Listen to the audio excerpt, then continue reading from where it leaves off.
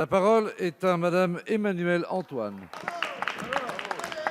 Merci, Monsieur le Président.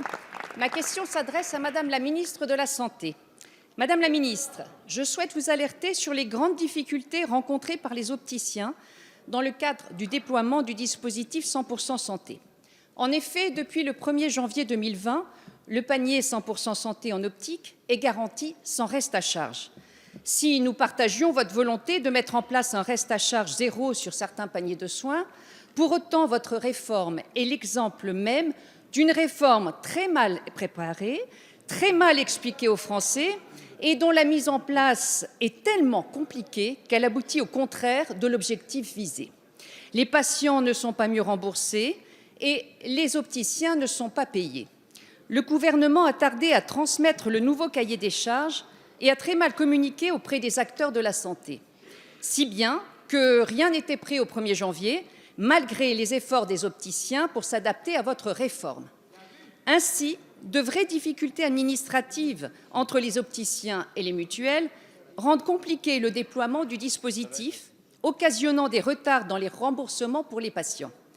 Par ailleurs, près d'un mois après l'application de la réforme, les plateformes de tiers payants ne sont toujours pas mises à jour. Madame la ministre, il y a urgence. Les opticiens font vivre le commerce de proximité, sont reconnus pour l'excellence de leur savoir-faire et pour autant, beaucoup d'entre eux ne peuvent plus être rémunérés pour leurs prestations. Or, c'est sur eux que reste la charge de la réforme. Une réforme qui va également mettre à mal l'industrie optique française, qui, vous le savez, occupe une place unique dans le monde. Alors, Madame la ministre, quand et comment allez-vous pouvoir corriger les dysfonctionnements dans l'application de votre réforme pour ne pas léser les patients et les opticiens? Je vous remercie. Merci Madame la députée. La parole est à Madame Christelle Dubos, secrétaire d'État auprès de la ministre des Solidarités et de la Santé. Merci Monsieur le Président, Mesdames et Messieurs les députés, Madame la députée. Je ne peux pas vous laisser dire que c'est une réforme qui n'est pas préparée.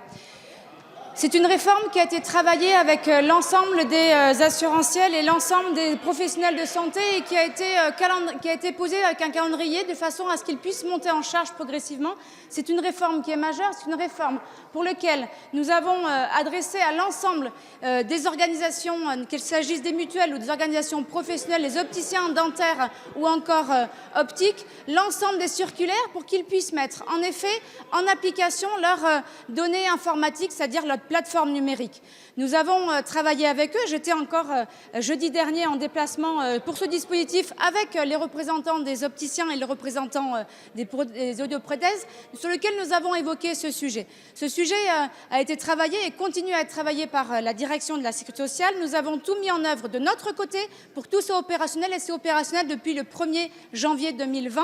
Nous nous sommes engagés, nous sommes à l'heure dans notre calendrier. Il s'agit maintenant aux mutuelles de travailler pour mettre en place en effet leur plateforme et leur mise à jour de leur plateforme pour qu'ils puissent en effet appliquer le tiers payant de la part des opticiens. Donc ce travail nécessaire, cette réforme est importante, elle est en cours parce que nous l'avons travaillée avec les professionnels, elle est progressive pour trouver une bonne réponse ensemble. Je vous remercie.